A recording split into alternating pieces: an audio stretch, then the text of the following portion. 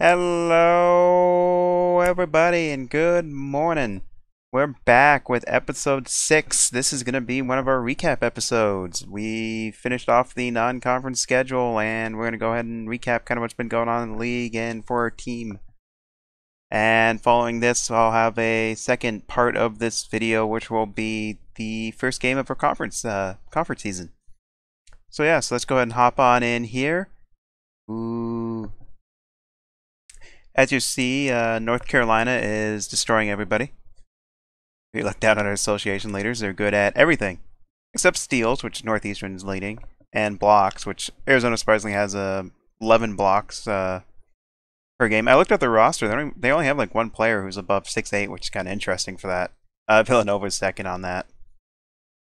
Anywho, so let's get started by looking at, obviously, our schedule. So, as you remember, we watched the game where we beat Lafayette. Lafayette still sucks. We've then followed up by beating South Carolina Upstate, who's been about okay. The game after that, we played the New Jersey Tech Highlanders and beat them 77-69. Let's go and pop that up here. We had a good game out of Ides. Ides had a little run there where he did really well, along with steal, and then they kind of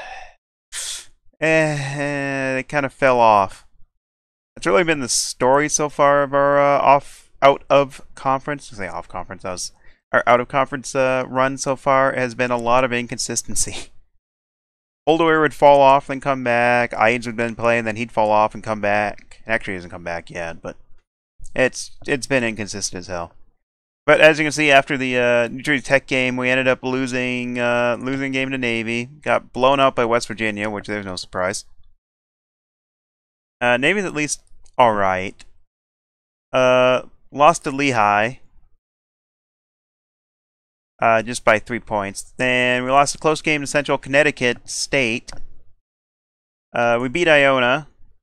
Beat Dartmouth beat Dartmouth. Dartmouth actually played Iowa State pretty close. Got blown up by Cincinnati, again, no surprise. And then lost to Marist, though Marist has been playing pretty well, so I kind of was expecting that game to be a loss. So overall, that puts us at 5-6 going into the conference. Our goal is to win at least 10 games. Mostly because they want us to win at least 10 games. I'd like to win more, but I'll take at least 10 games. So we got to take 5 from our conference schedule here, which looks doable. We've been pretty good at home. Granted, we haven't had a ton of home games. We played, what, 1, 2, 3, 4 home games? But we won 3 of them, so. Against the greatest opponents? Yeah. But again, we're in the MEAC. I look, none of these guys are going to be great opponents, so we're okay on that front.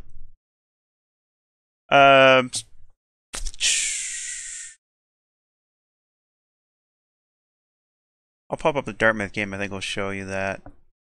Well, Ides had an okay game in that game. Boulder went off, but he's had some really crap games, which we'll see it when we get into his profile. So yeah, it's been kind of an up and down. We're not very good on the road. So I was actually surprised, in fact, that we beat Iona on the road.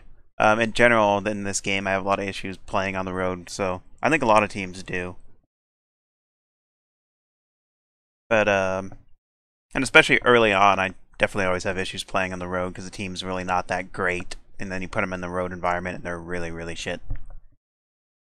It is what it is, though. So, like I said, 5-6 I'll take. After that 4-game losing streak, I thought it was going to be a lot worse.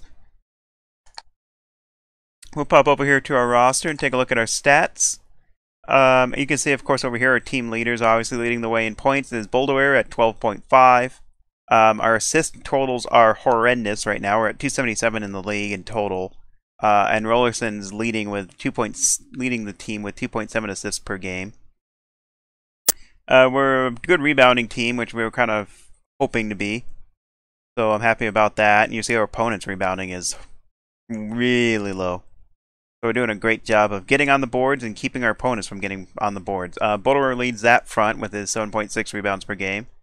So he's having a pretty decent season there, 12.5, 7.6. Not, not really a standout performance, but decent. Marks is almost is at 1.5 blocks a game, and Boulder is up there with a steal. That's actually nice Nice for him there. Again, as a team, our point numbers are low, but that's not pace adjusted, so that's not too surprising. Granted, again, we've struggled too. You know, we've been very inconsistent, and we've had some of those games where we didn't really score very well, and blah, blah, blah, blah, blah, blah, blah, blah, blah. But the biggest issue with this and your opponent's point per game, because like you see our opponent's point per game is, you know, about average. As a lot of that's not pace adjusted in for these stats, so they're very deceptive. Like my Kansas State teams are rarely ever really good at defense because they play at such a high pace.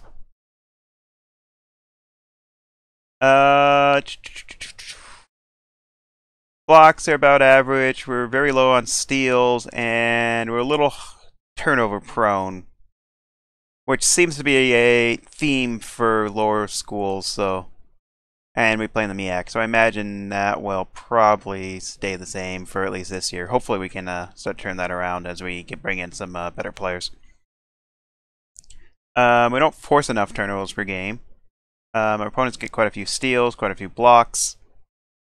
So that's something we definitely need to work on too, is avoiding blocks, though that's kind of hard to work on.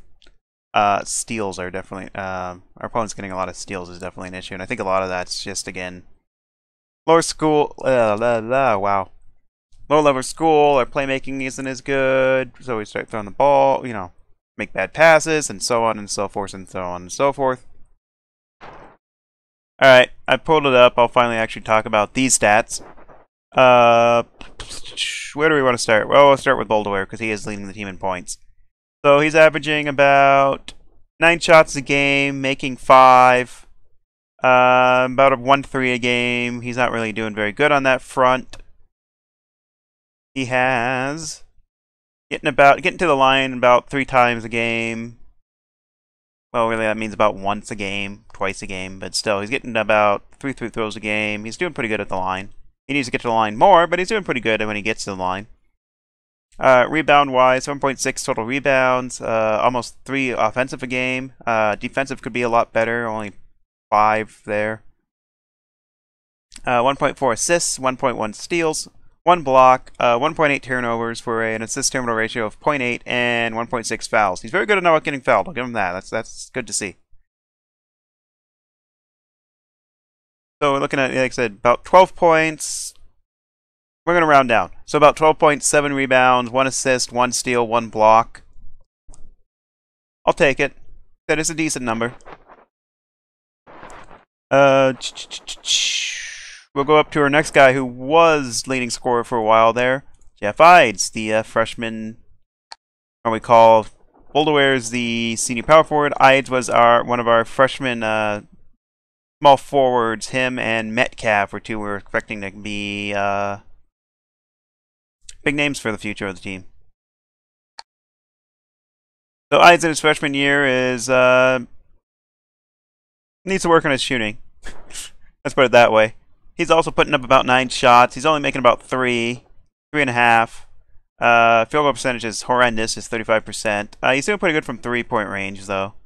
He's taking about 4.5, making about 1.5 for 34%. I'll take that from 3. I'd like to see that bump up a little bit more towards like kind of Metcalf's numbers, but or even steals. But again, they're taking a few less shots, so I'll take 34%. Though isn't too bad. He doesn't get to the line a lot, but that doesn't really surprise me. Total rebounds, 2.9, 2.7 defensive, not really many offensive. Again, doesn't surprise me. 2.5 assists, which is nice out of our small forward. Maybe could bump that up a little bit, but especially with our system. But almost a steal a game, almost a block a game. Turnovers are a little high at 2.4, but still gives a 1.0 assist turnover ratio. Doing all right on the foul range, and that gives him a total. He's at 10 points. So 10 points, 3 rebounds, 2 assists, 1 steal, 1 block. Mostly living and dying by scoring there. We'll go to the other freshman here, Metcalf. He's playing almost 30 minutes a game. He's also horrendous. He takes a lot less shots. He still can't make them, though, at 35%. He's doing pretty good from 3 as well, though, shooting 37.2% from 3. horrible at the line, which I think we weren't surprised by. 3.5 defensive rebounds a game, total for 4 rebounds, 2 assists, almost a steal a game, not really much, half a block a game. Doing alright on the turnover front for a 1.3 assist turnover ratio.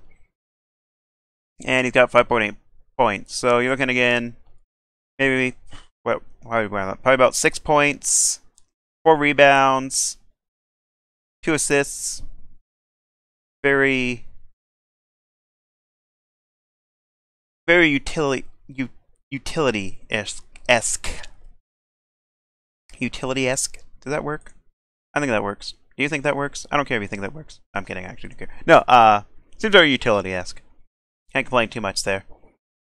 I'd like to see him really dominate more, considering we think he's going to be one of our future players, but... And his shooting number, for his scoring number, he actually doesn't shoot a lot, which has been kind of surprising, but... I guess there's only so much ball, especially in a slow system like this, but... I would like to see his point numbers go up a little bit, and his shooting percentage obviously improve, but I do like his very, like I said again, his very utilitarian... Can utilitarian work for that? Anyways, it's very utility kind of set up for us. Over at our point guard position, of course, Rollerson, our starting point guard. He's another one who, again, our shooting really is kind of poor all around outside of our bigs there. Though oddly, like I said again, it's odd. It's kind of our field goal percentages are kind of low all around, but our 3-point shooting has been all right. His is a little low, maybe at 33% there. 45% from the field, shooting about 6 shots a game. He's averaging 7.3 points, 1.4 rebounds, 2.7 assists, and 3.5 turnovers for an assist turnover ratio of 0.8. That's really not looking very good. Doesn't foul a lot though, so I'll take that. And then, of course, we go to the only one we haven't covered yet, our center, Nathan Marks, playing about 24 minutes a game right now. He's doing a pretty good job. He's shooting about 50% from the field. Being, though, he mostly shoots from down low, that could probably be, again, higher. Putting up about 7 shots a game. Horrible at the line. But again, that's kind of what's to be expected. He has 9.3 points right now. 5.4 assists, that could be higher.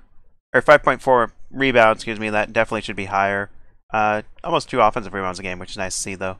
1 assist, steals basically inconsequential. 1.5 blocks, and 1.1 turnovers. Doing a good job of holding on to the ball. I do like seeing that. I like to see that assist number pop up a little bit higher. I'd like to see the rebounds a little bit higher, but overall, I'm willing to work with it. He is young. He's, if I recall, he's a sophomore. Yeah.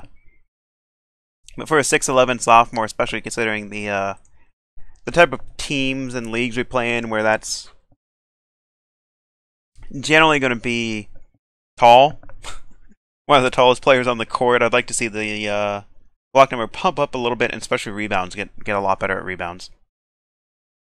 On to our bench unit. Our 6th man, Kevin Steele, is shooting 43% from the field, 35%, almost 36% from 3. He has 8.2 points, 3.2 rebounds, mostly on defensive, 2.7 assists. He's actually tied for assist leader, despite being our 6th man. 1.2 blocks, almost a steal a game, and 1.3 turnovers. He has the best assist turnover ratio on the entire team at 2.1. And again, he doesn't foul very often. And he's doing that in about 21 minutes of in-game time. That's one I've been toying with the idea of putting him in the starting lineup over Metcalf, or maybe even Rollerson. The problem is Rollerson will just have these games where all of a sudden he's great, and then he's eh, then he's great, then he's eh. So I really haven't decided on that one. I mean, Steele has been our best playmaker so far when you look at that, especially with his assist turnover ratio, but like I said, I don't know. I don't know. I am really thinking about that might be a change we make. We might see how we start in the conference, and if we kind of are struggling, we might make that change.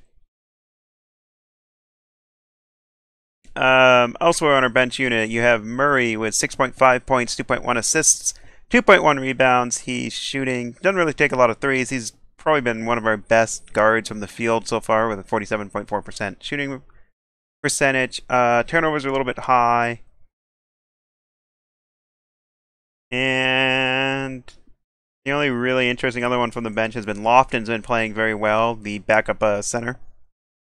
He has in just 13 minutes, he's got 9.4 points, 64% shooting.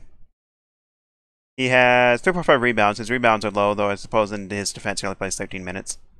Blocks are a little bit low. Yeah, otherwise he's been pretty good. If we look at his per 40, he'd actually be... Yeah, if you look at his per 40, he's about 29 points, 11 rebounds. Blocks would still be low. Compared to Marks, who's 15 and 8. We can take a quick look at their shooting numbers. As we can see, Murray's doing pretty good from the mid-range area. He doesn't take a lot of shots there, be it all granted. Rollerson also has been decent in the long mid-range kind of area. Again, he takes most of his shots from 3. Steele takes most of his shots from 3. All right in the mid-range area. Most of his shots are coming from 3. Metcalf is pretty much all 3s, and he's doing a good job shooting from there, as well as from his long-range, mid-range shots. Ides is kind of all over the place, and his mid-range is... You look at that, his 16 to 3-point range is good. His long mid-range, his 10 to 16% range is... It gets awful. Especially considering he takes, 21% of his shots there. He really shouldn't be.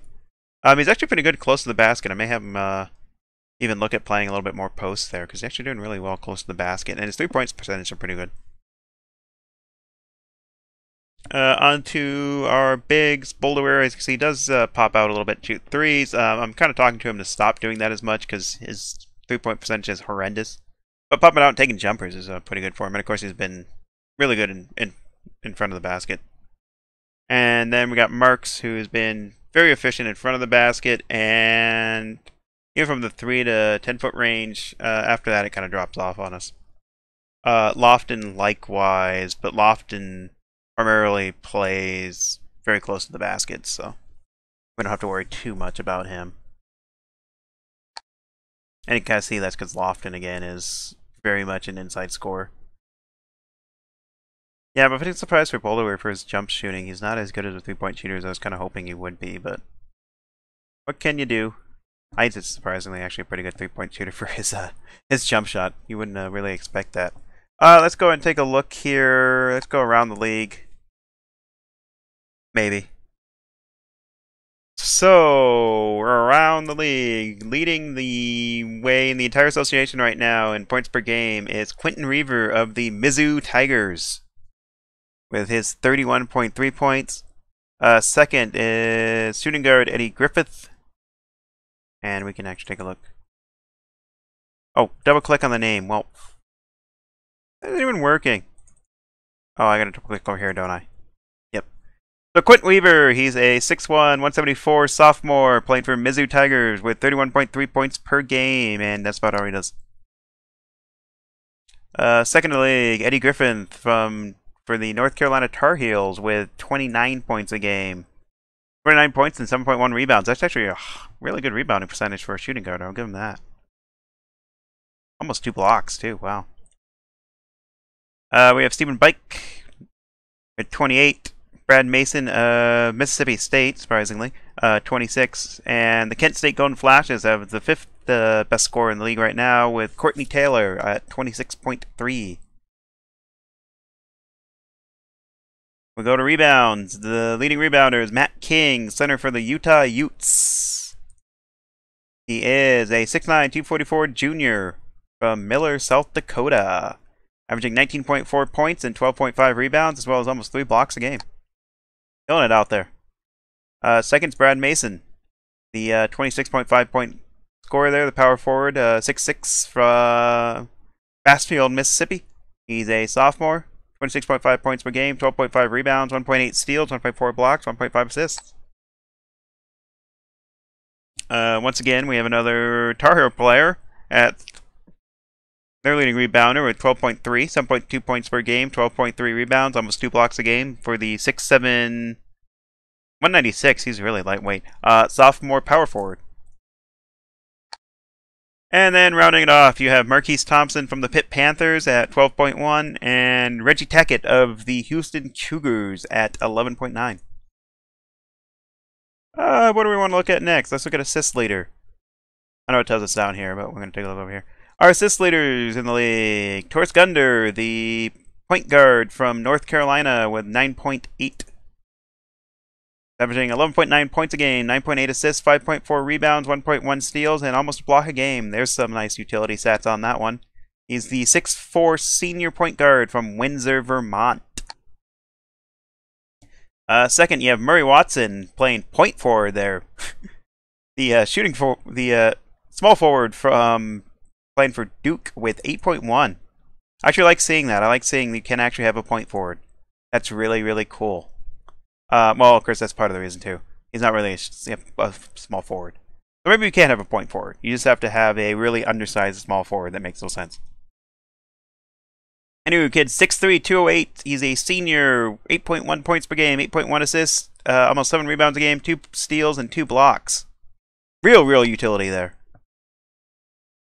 And then third best, we got Josh Fry of the Terrapins, another point guard, 6'3", 195, junior from Easton, Maryland. He's averaging 9.5 points, 7.5 assists, 1.7 rebounds, 1.4 steals, and 1.3 blocks. And rounding out, you have Richie O'Connor, another Mizzou Tiger product there. And then the Lobos get on the board with Ross Hardy. Blockwise, we have, of course, Marquise Thomas of the Pitt Panthers. Guy we've seen on the rebound sheet there. He's also averaging almost 4 blocks a game. At 6'7". God damn, that's pretty good. The 6'7 junior power forward from Pitt. Alright, Wildcats are on the board. Dion Hudson with 3.1 blocks per game. The 6'8 power forward senior from Phoenix, Arizona. He went to Brophy Prep. Actually, I don't have anything. I don't really know much about Brophy. I just don't like it because it was a good school. And my team was never good at anything. Sad. 13.8 points, 9.5 rebounds, and 3.1 steals, as well as chipping in with 2.5 assists and 2.1 steals, and 2.1 blocks, pardon me. I misspoke. And small school pride here, Adam Edwards of the Long Beach 49ers is on third. The kid from the hood, Inglewood. He's a 6'10 senior. Center. He's got 13.9 points, 10.2 rebounds, and 2.7 blocks, as well as almost 2 steals and 1.5 assists. Assists.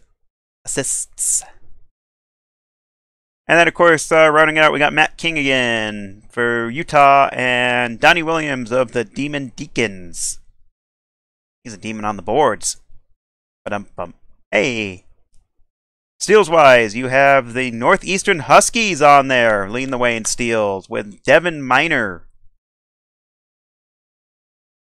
The 6'6 sophomore small forward from Newburyport, Massachusetts. Where the hell that is, I have no idea. I always feel like pulling up a map. You get geography lessons on here. Someone died of heart failure. Newburyport. A cyclist did, that's why I'm kind of curious. Where is it? It is north. It is actually north of Boston. It's close to Portsmouth. Interesting. By Plum Island, Salisbury. Oh, there you go. That's where Newburyport is. You come for the basketball, you stay for the geography lessons. And this video is getting long. So you got Minor Andrews, a center from Central Arkansas. Apparently, if you're a small school, you lead in steals.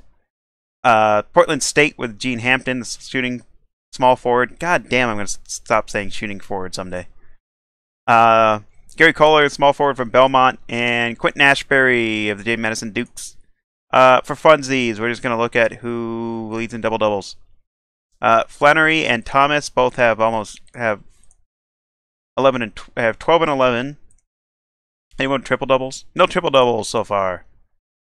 Highest efficiency is Thomas and Flannery.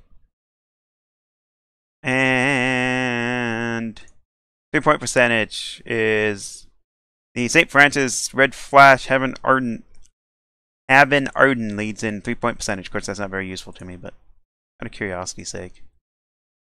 Better way to see who. There we go. Quentin Weaver leads with the most 3 points made. We'll take a quick look at the team stats. On offense, North Carolina leads the way in points, obviously, as you see, followed by Florida, Mizzou, Stanford, Iowa State. Assist-wise, it's North Carolina, Iowa State, blah, blah, blah. We don't really care about assists. Let's go in advanced. We'll just take a look at the advanced. In terms of offensive efficiency, it's North Carolina number 1, Missouri number 2, Duke 3rd, Iowa State 4th, and Florida 5th. I don't feel like certain to find where we were. Defensive efficiency, you have... That's actually worse. I believe lower is better. Butler is leading the way as the best defensive team so far, followed by Villanova and Arizona.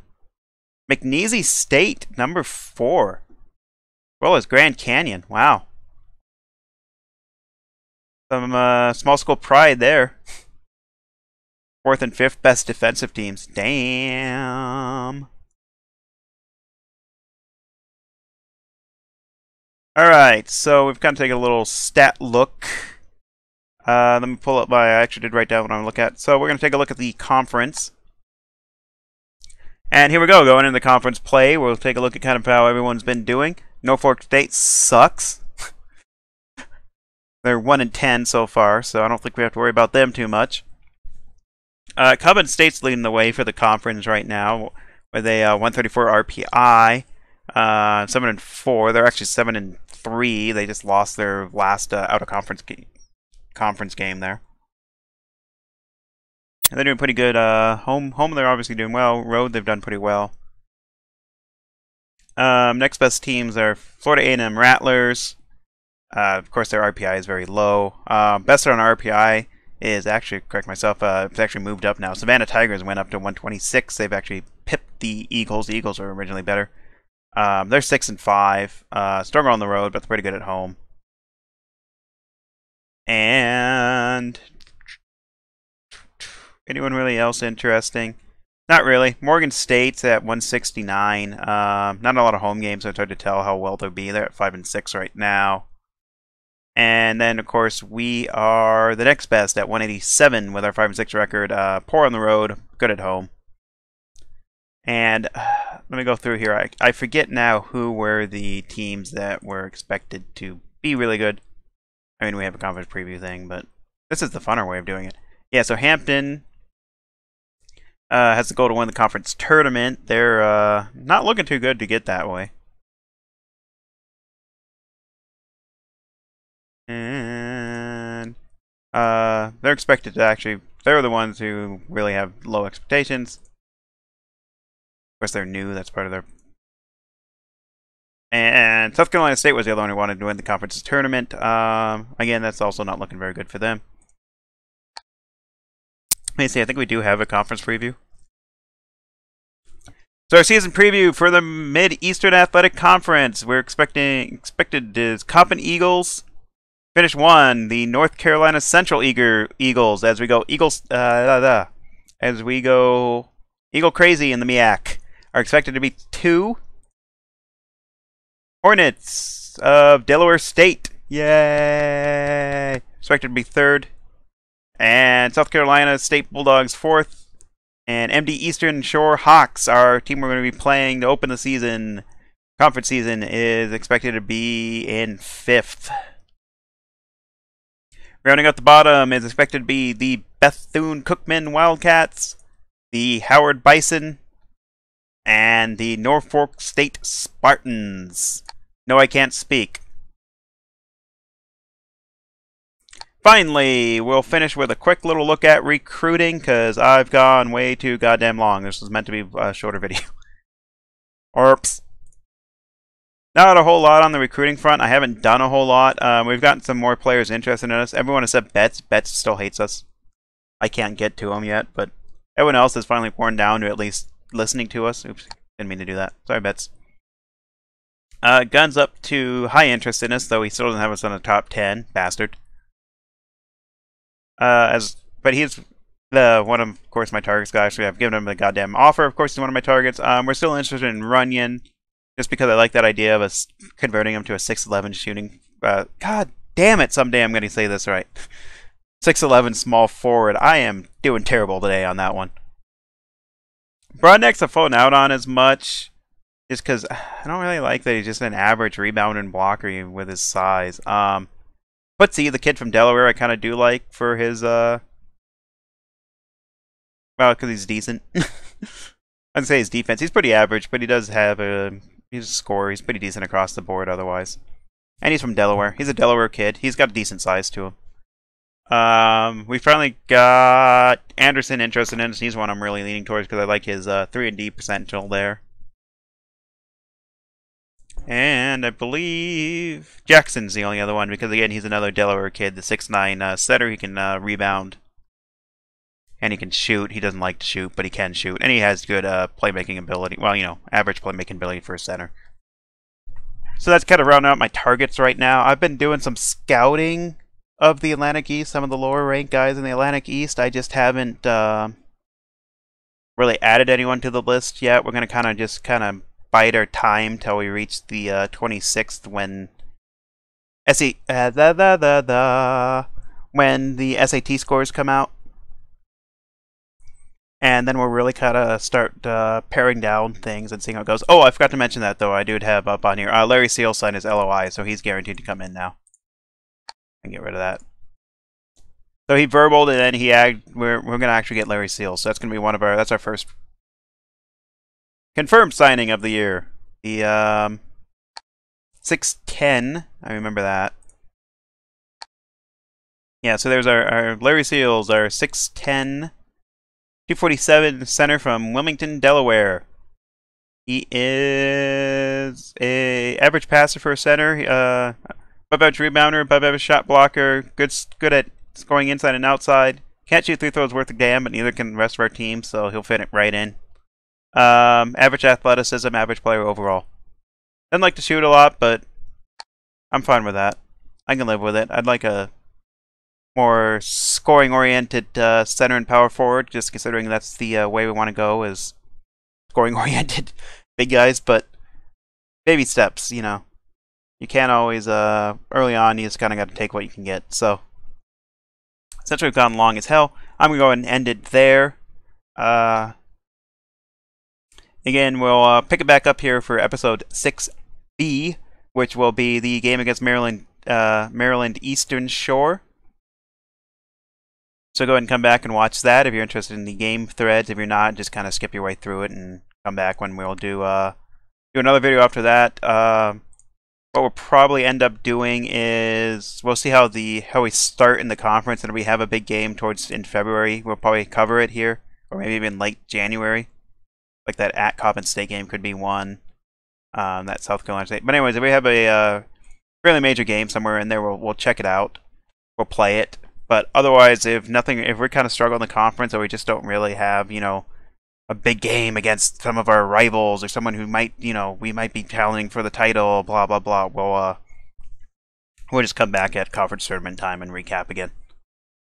So hopefully that was interesting. Taking a look around the league and everything. I know the video went a little bit long, and I know it's the first season and they're not real players, so it's not as interesting, but hopefully it will be in the future, especially. But in the meantime, yeah. So let me know what you think. Again, as I always say, this is all rough. This is all new territory. So any suggestions are always welcome for what you think should be cut, what should be added, etc., etc. And we'll see you here shortly for the Maryland Eastern Shore game. Later.